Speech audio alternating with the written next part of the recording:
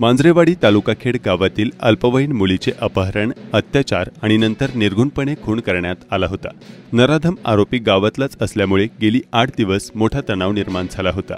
2 दिवसांपूर्वी आरोपीच्या घरी अज्ञातांनी पेटवले होते। राजगुरुनगर शहरात आरोपीला फाशी होण्यासाठी कॅन्डल मार्च काढण्यात आला होता। तसेच चाकण परिसरातही मोर्चे काढण्यात आले होते। रविवारी दिनांक 20 एप्रिल रोजी अल्पवयीन मुलीचा दशक्रिया कार्यक्रम दुःखमय वातावरणात पार पडला। काही अनर्थ घडू नये म्हणून पोलिसांनी आरोपीच्या घरासमोर बंदोबस्त ठेवला होता। मांजरेवाडी येथे दशक्रिया घाटावर न्याय मिळालाच पाहिजे, आरोपीला फाशी झालीच पाहिजे असे फलक गावकऱ्यांनी लावले होते। विविध क्षेत्रातील मान्यवर यांच्यासह मोठा जनसमुदाय उपस्थित होता। आरोपीला फाशी झालीच पाहिजे अशी अनेक मान्यवरांनी श्रद्धांजली वाहताना सांगितले। यावेळी अश्रूचा बांध आवरत नव्हता।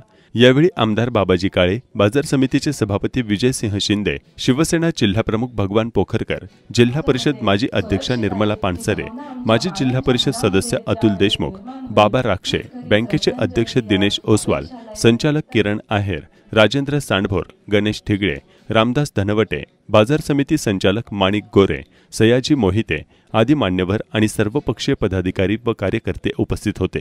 निंदनीय आहे आणि त्या भूमिकेतून पहिल्या दिवसापासून आपले पीआय मोरे साहेब या ठिकाणी होते। 1 महिन्याच्या आत ह्या सर्व तपासाला वाचा फोडून त्या ठिकाणी चार्जशीट सबमिट करण्याचा समुदाय कैलास असी कुमारी हिला अखेरचा निरोप देण्यासाठी समाजामध्ये सुरक्षित आहे ही भावना आमच्या मायांच्या मनामध्ये ज्या वेळेस निर्माण होईल तीच खरी श्रद्धांजली या